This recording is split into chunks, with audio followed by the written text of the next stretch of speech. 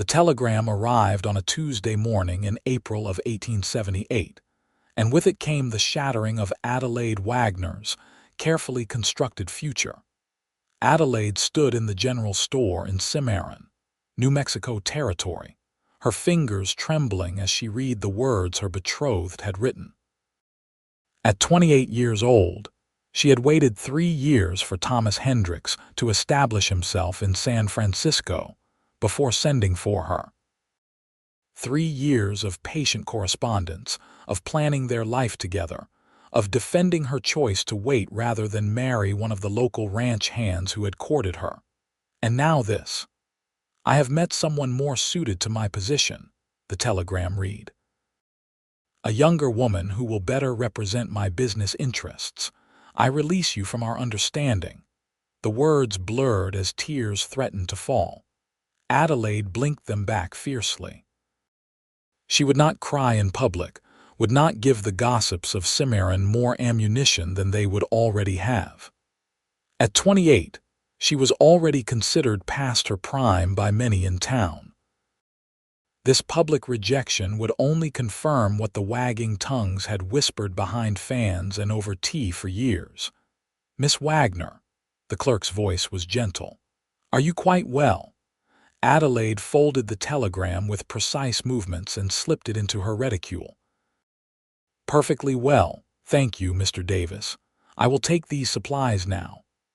She paid for her purchases, a basket of thread, fabric, and other sundries her mother had requested, and stepped out into the bright New Mexico sunshine.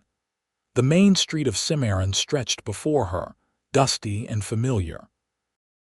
The St. James Hotel stood to her right, the Maxwell Land Grant Company offices to her left. Cowboys and ranch hands moved about their business, and the usual sounds of a frontier town filled the air. Adelaide had lived in Cimarron her entire life. Her father had been a lawyer, respectable and well-regarded until his death 5 years prior. Her mother now took in sewing to supplement the modest inheritance he had left them. Adelaide helped with the sewing and managed their small household, all while waiting for Thomas to send for her. What a fool she had been! She walked slowly toward home, her mind churning. What would she tell her mother? What would she tell the ladies at church? Mrs. Henderson had asked just last Sunday when Adelaide would be leaving for California. Adelaide had smiled and said soon, very soon. The house she shared with her mother sat at the edge of town, a modest adobe structure with a small garden that Adelaide tended with care. As she approached, she saw a horse tethered outside, a fine roan gelding that she did not recognize.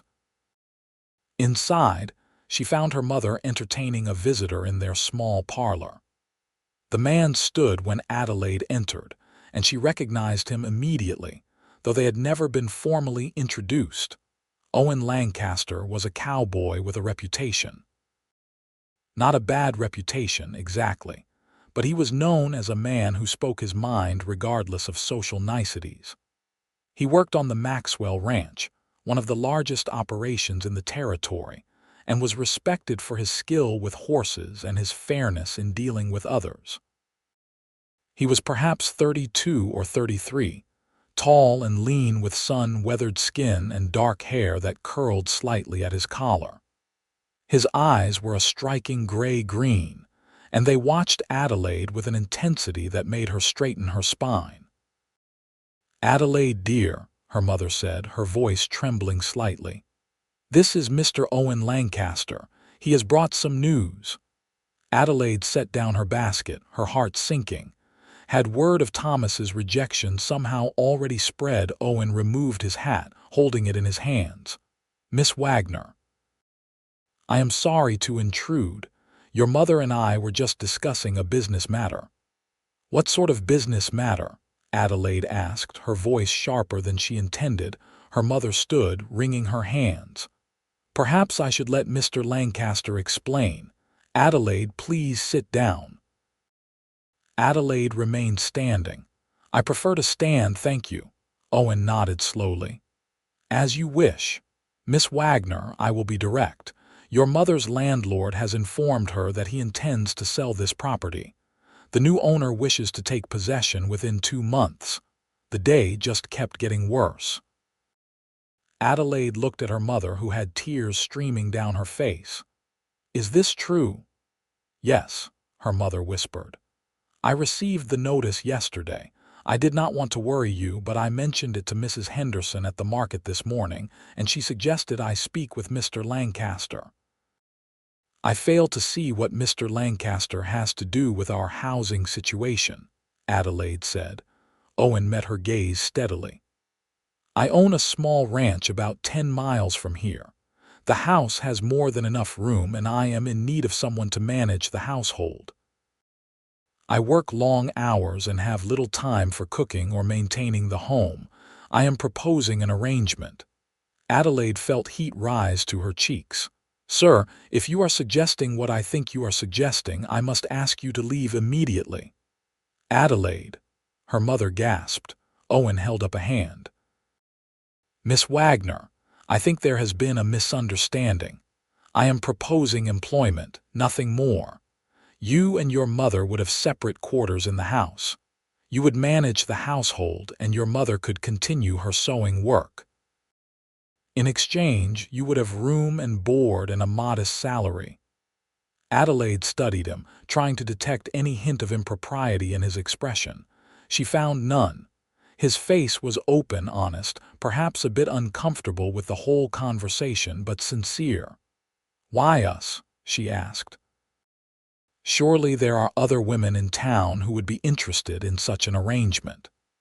"Because Mrs. Henderson spoke highly of your character and capability," Owen said, "and because I knew your father. He helped me with some legal matters years ago and refused payment, said I could repay the favor someday. I would like to do that now." Adelaide remembered her father mentioning a young cowboy he had helped, someone who had been cheated by a dishonest cattle broker. Her father had helped him recover his losses. "I need time to think," Adelaide said. "Of course," Owen said. He placed his hat back on his head. "I will return tomorrow for your answer if that suits you." After he left, Adelaide sat down heavily in the chair he had vacated. Her mother sat across from her, watching her with anxious eyes. "What do you think?" her mother asked. "I think this day has been a trial," Adelaide said. She pulled the telegram from her reticule and handed it to her mother. Her mother read it, and fresh tears fell.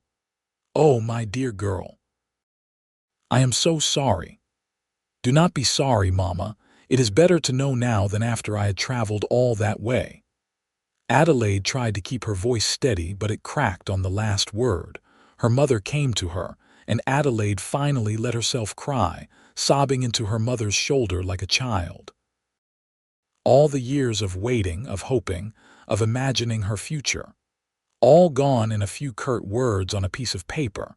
When the tears finally subsided, Adelaide felt hollow but also strangely clear-headed. "We have few options, Mama. We cannot afford to rent another house in town, and we cannot impose on friends indefinitely. But to live on a ranch with an unmarried man," her mother said. "People will talk. People already talk," Adelaide said bitterly. "They talk about how I am a spinster, how Thomas kept me waiting too long, how I am too proud to settle for one of the local boys. Let them talk about this too. At least we will have a roof over our heads." The next day, Owen returned as promised.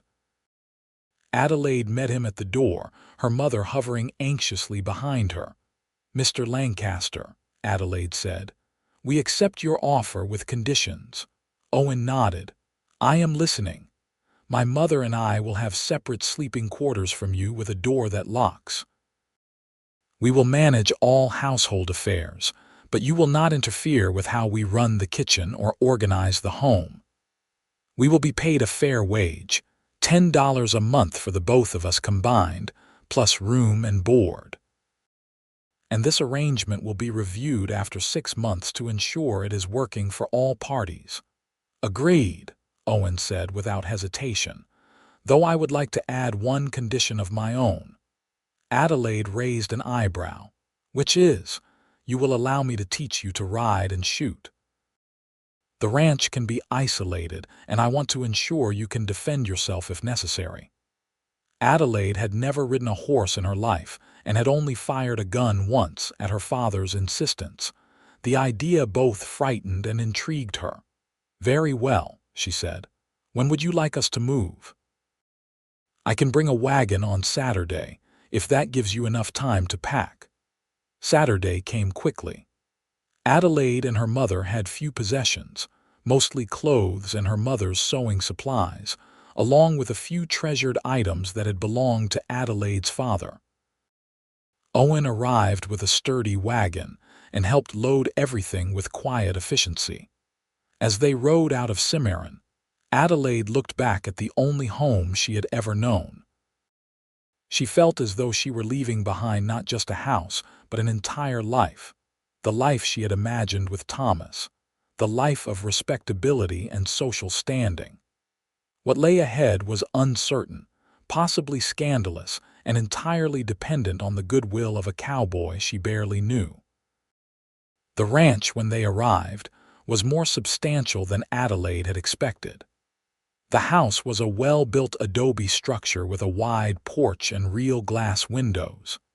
Inside, it was clean but sparse, clearly the domain of a man who spent most of his time working rather than living indoors.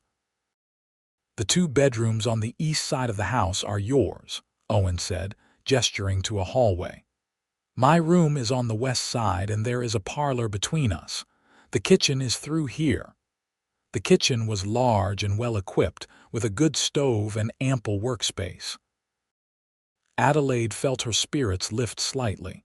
She could work with this. "I rise before dawn," Owen said. "I usually make coffee and head out to work. I would appreciate breakfast when I come back in around 8, dinner at midday, and supper in the evening. Beyond that, the household is yours to manage as you see fit." Over the following days, Adelaide and her mother settled into a routine. They rose early, cleaned the house thoroughly, cooked meals, and tended to the small vegetable garden behind the house.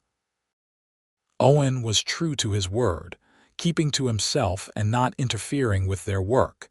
Adelaide found herself watching him, though. He was different from the men she had known in town. He spoke little but listened carefully. He was unfailingly polite but not formal. And he worked harder than anyone she had ever seen, often coming in for meals covered in dust and sweat, his hands rough and calloused. One evening, about 2 weeks after they had arrived, Owen knocked on the kitchen door while Adelaide was washing dishes. "Miss Wagner, if you have time tomorrow afternoon, I would like to begin your riding lessons." Adelaide dried her hands on her apron. "I suppose we did agree to that. Only if you are willing. I do not want to force you. No, you are right. I should learn. This is a different life than what I am accustomed to." The next afternoon, Owen brought a gentle mare to the corral behind the barn. "This is Daisy. She is the calmest horse I own, perfect for learning." Adelaide approached cautiously. She had been around horses, of course, but had never been on one. The mare seemed enormous up close. "She will not hurt you," Owen said. "Here, let me show you how to approach her." He demonstrated, speaking softly to the mare and stroking her neck. Then he gestured for Adelaide to try. Adelaide reached out tentatively, and the mare's hide was warm and soft under her palm. "Good," Owen said. "Now, mounting is the tricky part for beginners." He showed her how to place her foot in the stirrup and swing up into the saddle. It took Adelaide 3 tries, and she was breathing hard and embarrassed by the time she finally settled onto the mare's back. The ground seemed very far away. "You are doing fine," Owen said.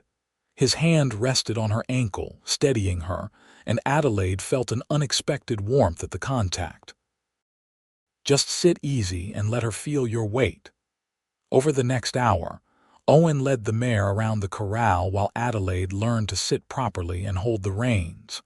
Her muscles ached from the unfamiliar position, but there was also a strange exhilaration in it, a sense of freedom she had not expected. When the lesson ended and Owen helped her down, his hands steady at her waist, Adelaide found herself meeting his eyes. Up close, she could see flecks of gold in the gray-green and fine lines at the corners from squinting into the sun. "Thank you," she said, suddenly breathless. "That was not as terrifying as I anticipated." "You did well," he said. "We will practice again in a few days." As Adelaide walked back to the house, she felt something shift inside her, like a door opening onto a room she had not known existed. The riding lessons continued, and Adelaide progressed quickly. Within a month, she could ride Daisy around the ranch property without Owen leading her. He also began teaching her to shoot, setting up targets behind the barn and showing her how to hold and aim a rifle. "You have a steady hand," he said one afternoon as she hit the target 3 times in a row. "Better than most men I know." Adelaide felt a flush of pride. Thomas had never complimented her skills, only her appearance and her suitability as a wife. Owen's praise felt different, earned rather than obligatory. One evening in early June, a rider arrived at the ranch. Adelaide was in the kitchen preparing supper when she heard voices on the porch. One was Owen's, and the other belonged to a man she did not recognize. "I am telling you, Owen, you are making a mistake," the stranger said. His voice was loud, slightly slurred. "Living out here with 2 women and no wife. People are talking." "Let them talk," Owen said, his voice level. "Miss Wagner and her mother are employees, nothing more." "That Wagner woman is damaged goods anyway," the man said, and Adelaide felt her stomach clench. "Her fancy man did not want her anymore. Can't blame him. She is too old and too proud by half." Adelaide heard the sound of footsteps, heavy and deliberate, and then Owen's voice, cold in a way she had never heard before. "You will leave my property now, Jack, and you will not speak of Miss Wagner that way again." "Or what?" Jack said with a laugh. "You will defend her honor." "Are you courting the spinster now?" There was a scuffle, the sound of a fist connecting with flesh, and then a body hitting the porch floor. Adelaide rushed to the window and saw Owen standing over the other man, his fist raised. "I said leave," Owen said. "Do not come back." The man, Jack, stumbled to his feet, holding his jaw. He spat blood onto the porch and mounted his horse, riding off into the gathering dusk. Owen stood on the porch for a long moment, breathing hard. Then he turned and saw Adelaide watching through the window. Their eyes met, and Adelaide saw something in his gaze that made her heart race, a fierce protectiveness, an anger on her behalf. She opened the door. "You did not have to do that." "Yes, I did," Owen said. He flexed his hand, and Adelaide saw his knuckles were split and bleeding. "Come inside," she said. "Let me tend to that." In the kitchen, she poured water into a basin and took his hand in hers, cleaning the cuts gently. His hand was large and rough, the hand of a working man, and her fingers looked small and pale against his tanned skin. "I am sorry you had to hear that," Owen said quietly. "It was nothing I have not heard before in one form or another," Adelaide said, though her voice was bitter. "The world has little use for women like me. Women like you. Too old to be desirable, too proud to settle, too unmarried to be respectable." Owen was quiet for a moment. Then he said, "Jack Peterson is a fool and a drunk. His opinion is worth nothing." "But he is not wrong about what people think," Adelaide said. She finished bandaging his hand and looked up at him. "Why did you really offer us this position, Mr. Lancaster? Was it truly just to repay my father?" Owen held her gaze. "At first, yes. But I will not lie to you, Miss Wagner. I had heard of you before Mrs. Henderson spoke to me. I knew you were waiting for a man in California. I knew people called you proud and difficult. And I thought perhaps you were proud because you had reason to be, and difficult because you refused to be less than you are." Adelaide's breath caught. No one had ever described her that way, had ever suggested that her pride might be justified rather than a flaw to be corrected. "I do not understand," she whispered. "I have known plenty of young, sweet, biddable women," Owen said. "They bore me to tears. I would rather have a conversation with one woman of substance than 1,000 girls who agree with everything I say." Adelaide felt tears prick her eyes. "Mr. Lancaster." "Owen," he said. "Please call me Owen." "Owen," she said, tasting his name. "I do not know what to say." "You do not have to say anything," he said. "I just wanted you to know that Jack is wrong. Youth is not everything. Wisdom outshines it every time." From that night on, something changed between them. The polite distance they had maintained eroded, replaced by a growing friendship. They began to talk in the evenings after supper, sitting on the porch as the sun set over the New Mexico landscape. Owen told her about his life, about growing up on a hardscrabble ranch in Texas, about losing his parents to fever when he was 16, about working his way across the West until he had saved enough to buy his own land. Adelaide told him about her childhood in Cimarron, about her father's death, about the long years of waiting for Thomas and the shame of his rejection. "He is the one who should be ashamed," Owen said fiercely. "To throw aside a woman like you for someone younger as if youth were the only quality worth having in a wife, it is foolishness." "Perhaps he wanted children," Adelaide said. "I am 28. Time is running short for that." "You are 28, not 48, Owen said. "Plenty of women have healthy children well into their 30s. And besides, is that all a woman is worth? Her ability to bear children." Adelaide looked at him in surprise. "Few men would express such a sentiment." "You are different from other men I have known," she said. "I hope so," Owen said. "Most men I know are idiots." Adelaide laughed, a real laugh that came from deep in her belly. She could not remember the last time she had laughed like that. As summer deepened, Adelaide found herself thinking about Owen at odd moments. The way he smiled when he thought no one was watching. The careful way he handled the horses. The respect he showed her and her mother, never condescending, never dismissive. She also noticed the way he looked at her sometimes, when he thought she was not paying attention. There was warmth in his gaze, an admiration that made her feel seen in a way she never had before. One afternoon, in late July, a violent thunderstorm rolled across the plains. Adelaide and her mother had been in the garden when the sky darkened suddenly. They rushed inside, but Adelaide realized she had left laundry hanging on the line. She ran back out into the driving rain, struggling to pull down the sheets and shirts before they were soaked. The wind whipped her skirts around her legs, and rain streamed down her face. Suddenly, Owen was there, helping her, his hat pulled low against the storm. Together they gathered the laundry and ran for the house. They burst through the door, both soaked to the skin and laughing. Adelaide's mother took one look at them and shook her head. "You both need to get into dry clothes before you catch your death. Adelaide, come with me. Mr. Lancaster, there are towels in your room."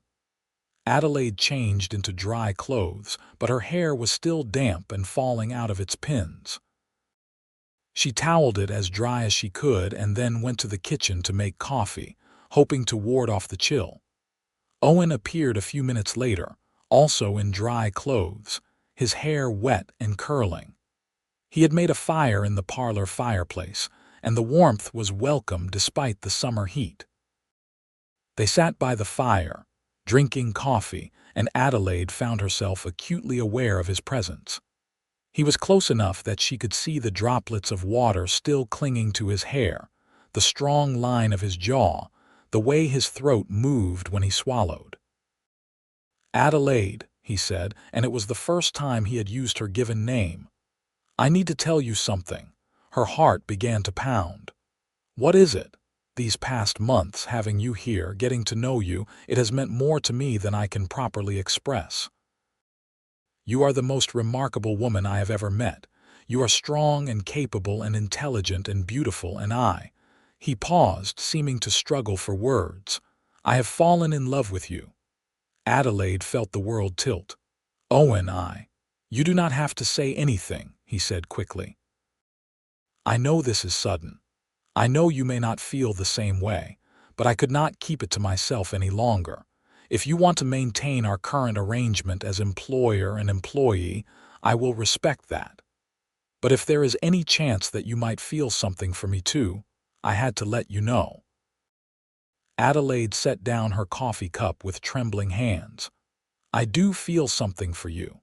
I have been trying to convince myself it was gratitude or friendship, but it is more than that. I think I have been falling in love with you too." Owen's face transformed, joy lighting his features. "Truly, truly," Adelaide said. "But Owen, I am afraid. I believed Thomas loved me and I was wrong. I waited for him for 3 years and he cast me aside without a second thought. How do I know this is real? How do I know I am not just grateful to you for giving us a home?" Owen reached out and took her hand, his touch gentle.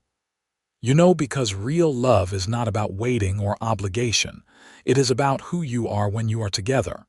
Tell me, Adelaide, do you feel like yourself when you are with me? Do you feel free to speak your mind, to be angry or sad or joyful without pretending to be something you are not?" Adelaide thought about it. With Thomas, she had always been conscious of presenting the right image, of being agreeable and pleasant. With Owen, she argued and laughed and complained and expressed opinions she would never have dared voice before. "Yes," she said, "I feel more myself with you than I ever have with anyone." "Then that is how you know," Owen said. He raised her hand to his lips and kissed it gently. "I love you, Adelaide Wagner, not in spite of your age or your pride or your sharp tongue, but because of those things. You are exactly who I want." Adelaide felt tears spill down her cheeks, but they were happy tears this time. "I love you too, Owen Lancaster." He pulled her into his arms, and she went willingly, resting her head against his chest and hearing the steady thump of his heart. They sat that way for a long time, the storm raging outside while they remained safe and warm together. When Adelaide's mother emerged from her room later, she found them sitting properly apart but with matching expressions of happiness. She looked from one to the other and smiled. "Well," she said, "it is about time." Owen formally courted Adelaide after that, with all the propriety that society demanded, despite the fact that they lived under the same roof. He brought her wildflowers from the plains, took her on rides to see the most beautiful spots on his land, and sat with her in the evenings reading aloud from books they both enjoyed. Adelaide blossomed under his attention. She had never felt so valued, so treasured. Owen sought her opinion on ranch matters, discussing which horses to breed and how to improve the grazing lands. He treated her as an equal partner, not just in running the household but in building a life. In September, 3 months after his declaration of love, Owen asked Adelaide to marry him properly, going down on one knee in the garden she had cultivated. "I do not have much to offer you," he said. "Just a ranch that requires constant work, a house in the middle of nowhere, and a man who will love you until his dying day. But if you will have me, Adelaide, I promise to spend every day earning the gift of your love." "Yes," Adelaide said, pulling him to his feet and kissing him soundly. "Yes, I will marry you." They were wed in October of 1878 in the small church in Cimarron. Adelaide wore a simple dress she and her mother had made, and Owen wore his best suit. The church was full, not because they had many close friends, but because the whole town was curious to see the proud spinster marry the cowboy. Adelaide did not care. Let them whisper and speculate. She was marrying a man who loved her, truly loved her, not for her youth or her beauty or her ability to enhance his social standing, but for her mind and her spirit and her strength. Jack Peterson stood at the back of the church, his jaw still slightly swollen from where Owen had hit him months before. As Adelaide passed him on Owen's arm, walking back down the aisle as husband and wife, she met his eyes steadily. He looked away first. Adelaide's mother moved into a small cottage on the ranch property that Owen had built for her, giving the newlyweds privacy while remaining close enough to help when needed. She continued her sewing work and seemed happier than Adelaide had seen her since before her father's death. The first months of marriage were an adjustment. Adelaide had to learn to share space and decisions with another person, and Owen had to remember that he no longer lived alone. But they worked through the small conflicts with patience and humor, and their love only deepened. In the spring of 1879, Adelaide discovered she was pregnant. She was 29 years old and had nearly given up hope of having children. When she told Owen, he picked her up and spun her around, both of them laughing and crying at the same time. "I told you," he said. 28 is not too old. 29 now, Adelaide corrected, but she was smiling. The pregnancy was not easy. Adelaide was often sick, and as her belly grew, she found the desert heat oppressive. But Owen was attentive and patient, bringing her cool water and fanning her in the evenings, rubbing her swollen feet and reading to her when she could not sleep. In December of 1879, during a cold snap unusual for New Mexico, Adelaide gave birth to a healthy baby boy. They named him Daniel Owen Lancaster, and Adelaide thought she had never seen anything as beautiful as her husband holding their son for the first time, tears streaming down his weathered face. "He is perfect," Owen whispered, "and so are you." Motherhood transformed Adelaide. She had always been capable and strong, but now she found reserves of tenderness and patience she had not known she possessed. She loved nursing her son, loved watching him grow and change, loved seeing Owen's features emerge in Daniel's small face. The ranch prospered. Owen's reputation as an honest, hard-working rancher grew, and he began to expand the operation, buying more land and hiring a few ranch hands to help with the work. Adelaide managed the household and the accounts, her sharp mind perfectly suited to the task of keeping the books balanced and the operation running smoothly. In the fall of 1881, Adelaide gave birth to a daughter, Sarah Adelaide Lancaster. This birth was easier than the first, and Adelaide recovered quickly. Owen doted on his daughter, this tiny girl with her mother's dark hair and his gray-green eyes. "Two children," Adelaide said one evening as they sat on the porch, watching Daniel chase chickens in the yard while Sarah slept in her cradle. "I never thought I would have this life." "Neither did I," Owen said. He took her hand, his thumb tracing familiar patterns on her palm. "I thought I would live and die alone on this ranch, too busy working to notice how lonely I was. And then you came, and everything changed." "Your friend Jack Peterson was wrong," Adelaide said with a smile. "I was not damaged goods." "Jack Peterson is still a fool," Owen said. "Though I saw him in town last week, and he was sober and civil. I think losing his job at the Maxwell Ranch taught him something about the consequences of his drinking." "Do you ever regret it?" Adelaide asked. "Hitting him, I mean. You made an enemy that day." Owen shook his head. "I would do it again in a heartbeat. No one speaks that way about my wife." In 1883, Adelaide received a letter from San Francisco. It was from Thomas Hendricks, the man who had jilted her 5 years before. The letter was brief and awkward, informing her that his young wife had left him for a wealthier man, and asking if Adelaide might consider renewing their correspondence. Adelaide read the letter aloud to Owen, and they both laughed. "Should I respond?" Adelaide asked, though she already knew the answer. "Only if you want to," Owen said, "though I cannot imagine what you would say to him." Adelaide thought for a moment, then took out her writing paper. She penned a short response. "Dear Thomas, I am sorry for your troubles, but I am afraid I cannot help you. I am quite happily married to a man who values wisdom over youth and substance over beauty. I wish you well in finding someone who suits you. Respectfully, Mrs. Adelaide Lancaster." She sealed the letter and never heard from Thomas again. The years passed peacefully. The ranch continued to grow and prosper. Daniel and Sarah grew into bright, lively children who loved the wide open spaces and the freedom of ranch life. Adelaide's mother lived to see her grandchildren grow, passing away peacefully in her sleep in 1885 at the age of 63. In 1886, Adelaide discovered she was pregnant again at the age of 36. This pregnancy was harder than the previous two, and the doctor from Cimarron advised her to rest as much as possible.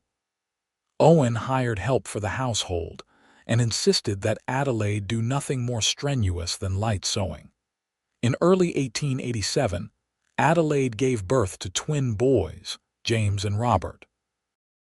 The birth was difficult and left Adelaide weak for several months. Owen was beside himself with worry, but Adelaide was determined to recover. With rest and care, she gradually regained her strength, though she never quite had the energy she had possessed before. "4 children," Owen said one night as they lay in bed, the twins finally asleep after hours of fussing. "We have been blessed beyond measure." "Indeed we have," Adelaide said. She turned to look at her husband, now in his early 40s, still strong and vital but with silver threading through his dark hair. "Do you remember what you said to me that day after Jack came to the ranch, about wisdom outshining youth?" "I do," Owen said. "You were right," Adelaide said. "If I had married Thomas when I was younger, I would have been miserable. I was not ready then for the kind of love we have.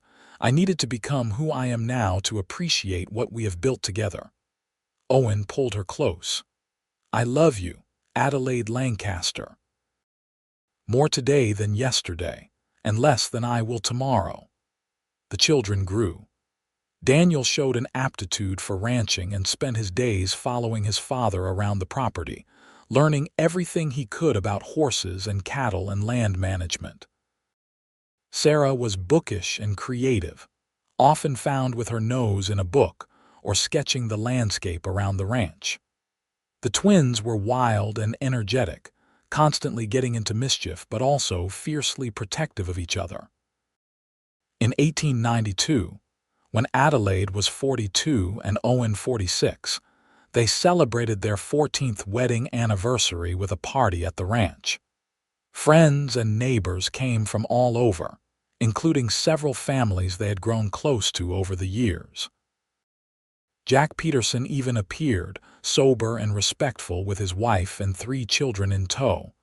He approached Owen and Adelaide with visible discomfort. "I wanted to apologize," he said. "For the things I said years ago.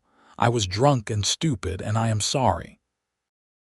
Owen looked at Adelaide, letting her make the decision. She studied Jack for a moment, seeing genuine remorse in his face. "Apology accepted," she said. "We all make mistakes. What matters is learning from them." The party continued late into the evening with music and dancing and good food. Adelaide watched her children playing with the other children, watched Owen talking and laughing with the men who had become his friends, and felt a deep sense of contentment. This life, this unexpected, unplanned life, was better than anything she could have imagined. She had thought happiness meant marrying well and living in a city, being a respectable wife to a respectable man. Instead, she had found happiness in hard work and open spaces, in a partnership built on mutual respect and deep love. As the sun set over the New Mexico plains, painting the sky in shades of orange and pink and purple, Owen came to stand beside her. "What are you thinking?" he asked. "I am thinking about doors," Adelaide said. "How when one closes, another opens. Thomas rejecting me felt like the end of my life, but it was actually the beginning. If he had sent for me, I would never have met you." "Then I owe Thomas Hendricks a debt of gratitude," Owen said, "though I would never tell him that." Adelaide laughed and leaned into her husband's embrace. "Thank you for seeing me when no one else did, for loving me when I thought I was unlovable." "You were always lovable," Owen said. "Some of us just needed wisdom enough to see it, and wisdom, my dear, always outshines youth." In 1895, Daniel, now 15, took on more responsibility at the ranch, and Owen began teaching him not just the daily work but the business side of ranching as well. Sarah, at 13, announced her intention to become a teacher and began studying with particular dedication. The twins, now 8, were still wild but showed signs of settling down, developing their own distinct personalities. Adelaide, at 45, felt herself entering a new phase of life. Her body had changed, softened and strengthened by bearing and raising 4 children. Her hair had threads of gray woven through the dark strands. Lines marked her face, earned by years of sun and laughter and occasional sorrow. But when Owen looked at her, she saw only love and desire, the same warmth that had been there on that rainy afternoon when he first confessed his feelings. "You are even more beautiful now than the day I met you," he said one morning as they sat together watching the sunrise. "You are a terrible liar," Adelaide said, but she smiled. "I am not lying," Owen insisted. "Beauty is not just smooth skin and bright eyes. It is strength and character and the marks that life leaves on us. You are beautiful because of everything we have lived through together, everything we have built." In 1898, tragedy struck when a wildfire swept across the plains, threatening the ranch. Owen and Daniel and the ranch hands fought for 2 days to protect the property, digging fire breaks and beating back flames with wet blankets. Adelaide and Sarah and the twins helped by keeping the workers supplied with food and water, and by wetting down the buildings closest to the approaching fire. In the end, they lost a barn and some grazing land, but the house and the other outbuildings were saved. The family stood together, exhausted and covered in soot, looking at the blackened landscape. "We will rebuild," Owen said. "We always do." And they did. The community rallied around them, helping to rebuild the barn and even bringing cattle to replace the few head they had lost. It reminded Adelaide that while they had started as outsiders, scorned by some and pitied by others, they had built a life that mattered, a place in the community that was earned through hard work and integrity.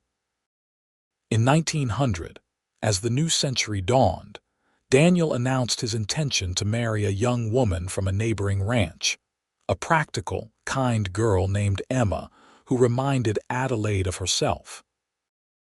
The wedding was held at the ranch in the spring, and Adelaide cried happy tears as she watched her son pledge his life to the woman he loved. "Remember when you worried you would die a spinster?" Owen whispered as they watched the young couple dance. "I remember," Adelaide said. "I was so foolish, thinking my life was over at 28. "Not foolish," Owen said. "Just young in a different way than people think of youth. You had to grow into yourself, into your power, and now look at you. Our son is married, our daughters are thriving, our twins are growing strong, and the ranch prospers. You built all of this." "We built it," Adelaide corrected. "Together."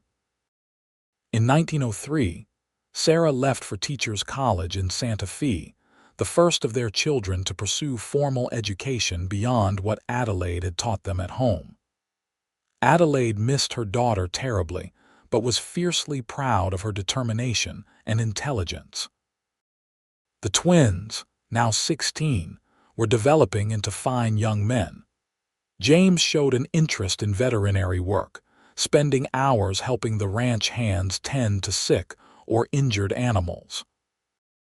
Robert was drawn to carpentry and metalwork, often found in the workshop Owen had built, creating beautiful and useful objects. In 1905, Adelaide turned 55, and Owen 59. They were grandparents now, Daniel and Emma having blessed them with 2 grandchildren. The ranch was more successful than ever, expanded and improved through decades of hard work. One evening, sitting on the porch they had sat on countless times over the past 27 years, Adelaide looked at her husband and felt overwhelmed with gratitude. "Do you ever think about what your life would have been like if you had not offered us that position?" she asked. Owen was quiet for a moment. "Sometimes. I think I would have continued on working the ranch, maybe eventually marrying someone convenient just to have someone to cook and clean. But I would never have known what love could really be. I would have settled for less because I did not know more was possible." "I thought Thomas was the best I could hope for," Adelaide said. "A man who tolerated me, who saw me as acceptable if not ideal. I thought that was what marriage was. And now I know that real love is being valued for exactly who you are. It is being challenged to be better while being accepted completely. It is building something together that neither of you could build alone." Owen reached for her hand, his touch as familiar as her own heartbeat. "When I told Jack that wisdom outshines youth, I meant it, but I have learned something else over these years." "What is that?" "That love itself is wisdom. Choosing to love, choosing to commit, choosing to stay even when things are hard, that is the wisest thing a person can do. And I choose you, Adelaide. Every day I choose you." Adelaide felt tears slide down her cheeks. "And I choose you." They sat in comfortable silence as the sun set, painting the New Mexico sky in brilliant colors. The sounds of the ranch surrounded them. Cattle lowing in the distance, horses nickering in the corral, the laughter of their grandchildren playing in the yard. In 1907, Sarah returned from Teachers College with a teaching certificate and a husband, a kind man named Peter who shared her love of learning. She took a position at the school in Cimarron and settled into a small house in town, close enough to visit regularly but far enough to establish her own life. The twins both left the ranch as well, James to study veterinary medicine in Albuquerque and Robert to apprentice with a master carpenter in Santa Fe. The house felt suddenly empty with only Adelaide and Owen rattling around in it. "It is strange," Adelaide said. "I spent so many years taking care of children and now they are all grown and gone." "Not gone," Owen said, "just grown. And they will all be back for visits, bringing grandchildren and stories and chaos." He was right. The house regularly filled with family, sometimes all at once, creating the kind of joyful noise that Adelaide had once thought she would never experience. In 1910, Owen began to slow down. He was 64 now, and a lifetime of hard work had taken its toll on his body. His hands were stiff with arthritis in the mornings, and he tired more easily than before. But his spirit was as strong as ever, and his love for Adelaide had not diminished. Daniel took over more of the ranch operations, running things with the same integrity and wisdom his father had shown. Owen became more of a consultant, offering advice when asked but trusting his son to make his own decisions. Adelaide, at 60, found herself reflecting on the unexpected journey her life had taken. From a proud, rejected almost spinster to a beloved wife and mother, from a woman the town pitied to a respected matriarch of a thriving family. She had lived more life, experienced more joy than she had ever thought possible. One afternoon in the spring of 1912, Adelaide and Owen took a ride together, something they had not done in some time. They rode to a high point on the ranch where they could see for miles in every direction, the land they had worked and loved spread out before them. "Do you remember the first time you taught me to ride?" Adelaide asked. "I was so frightened." "You were brave," Owen said. "You have always been brave even when you did not feel it." "I was not brave," Adelaide said. "I was desperate and proud and terrified of becoming irrelevant. And now I know that I was never irrelevant. I just needed to find the place where I mattered, the person who saw my worth. You gave me that, Owen. You gave me everything." Owen dismounted carefully, his movements slower than they once were, and helped Adelaide down from her horse. They stood together, his arms around her, looking out at the vista before them. "I love you, Adelaide Lancaster," he said. "I have loved you for 34 years, and I will love you for whatever time we have left." "And I love you," Adelaide said, "more than words can express." They stood there for a long time, two people who had found each other against the odds, who had built a life on mutual respect and deep affection, who had proven that wisdom and patience and genuine connection matter more than youth or conventional beauty or social expectations. As they rode back to the ranch house, Adelaide felt at peace. She had lived fully, loved deeply, and raised children who would carry forward the values she and Owen had instilled in them. Whatever time remained to them, they would spend it together, partners in every sense of the word. The years continued to pass gently. Owen's health remained stable, though he moved more slowly and spent more time sitting on the porch than working the land. Adelaide's hair turned completely gray, and her body showed the marks of age, but she remained vibrant and engaged, keeping the household running smoothly and offering guidance to her children and grandchildren. In 1915, they celebrated their 37th wedding anniversary with a family gathering. All 4 children were there with their spouses and children. The house overflowed with laughter and love, 3 generations of Lancasters celebrating together. Daniel raised a glass in a toast. "To my parents, who showed us all what real love looks like, who taught us that strength comes in many forms and that wisdom and patience and kindness matter more than anything else." "To Adelaide and Owen," the family echoed. Adelaide looked around the table at the faces of her children and grandchildren, at her husband sitting beside her with tears in his eyes, and felt her heart might burst from the fullness of it all. Later, as they prepared for bed, Owen said, "Do you ever think about Thomas Hendricks?" Adelaide laughed. "Not for years." "Why?" "Because I want to thank him," Owen said. "If he had been wise enough to appreciate you, you would never have been mine. His loss was my greatest gain." "He wanted someone younger," Adelaide said, "someone more impressive to show off in society." "And instead I got someone wiser," Owen said. "Someone with substance and character and strength, someone who made me better just by being herself." "Wisdom outshines youth," Adelaide said softly. "Always," Owen agreed. In 1918, the world was changed by war and influenza, but the Lancaster ranch remained largely untouched. They lost neighbors and friends to the pandemic, but their own family survived intact. It felt like a blessing, perhaps unearned but deeply appreciated. Owen's health began to decline more noticeably in 1919. The doctor said his heart was weak, that he needed to rest and avoid strain. Owen grumbled about being treated like an invalid, but he complied, spending his days on the porch or in his favorite chair by the fireplace. Adelaide stayed close to him, reading aloud from newspapers and books, sharing meals and memories, simply being present. After more than 40 years together, they needed few words to communicate.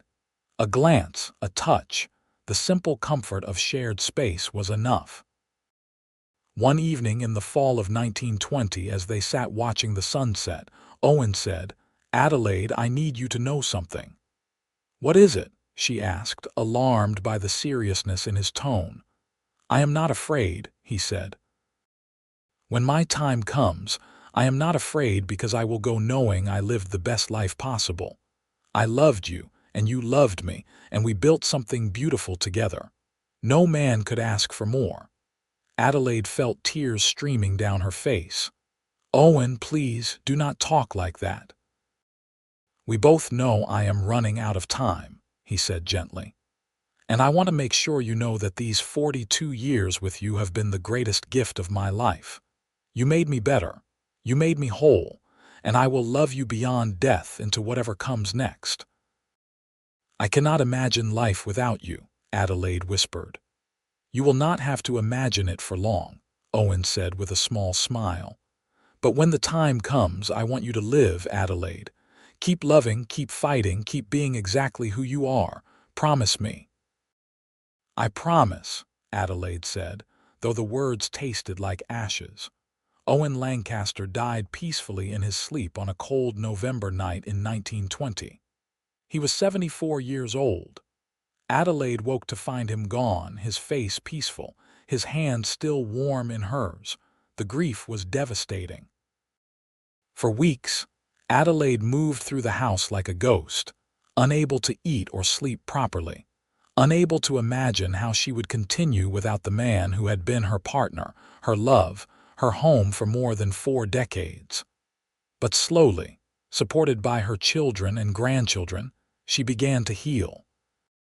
She found comfort in memories, in the ranch Owen had built, in the family they had created together. She remembered her promise to him, to keep living fully, and she honored it. Adelaide lived for another 8 years, surrounded by family, active and engaged until the end. She died in her sleep in 1928 at the age of 78, in the same house where she had lived with Owen, in the bed they had shared. At her funeral, Daniel spoke about his mother's strength and resilience, about how she had transformed from a rejected woman into the heart of a thriving family. Sarah spoke about her mother's wisdom and the example she had set for her daughters and granddaughters. The twins spoke about her fierce love and unwavering support. But perhaps the most fitting tribute came from Emma, Daniel's wife, who said simply, "Adelaide Lancaster taught us all that it is never too late to find love, never too late to begin again, never too late to become who you were meant to be." She was rejected at 28 and thought her life was over. Instead, she found the love of her life and built something beautiful. She proved that wisdom outshines youth, that substance matters more than beauty, and that real love only deepens with time. They buried Adelaide next to Owen on a hill overlooking the ranch, where they could watch over the land they had loved and the family they had built together. And on her headstone, beneath her name and dates, they inscribed the words Owen had spoken to her so many years before: "Wisdom outshines youth." The ranch continued for generations, passed down through the Lancaster family, each generation honoring the legacy of Owen and Adelaide. The story of how they met, how they fell in love, how they proved everyone wrong, became a treasured family legend, told and retold to remind future generations that love can come at any age, that wisdom and character matter more than superficial qualities, and that sometimes the best things in life come from the most unexpected places. And in Cimarron, New Mexico, elderly folks still remembered the proud woman who had been rejected by her betrothed, and the cowboy who had seen her true worth, who had loved her not in spite of her age and strength but because of them, who had built a life that proved beyond doubt that wisdom outshines youth, always and forever.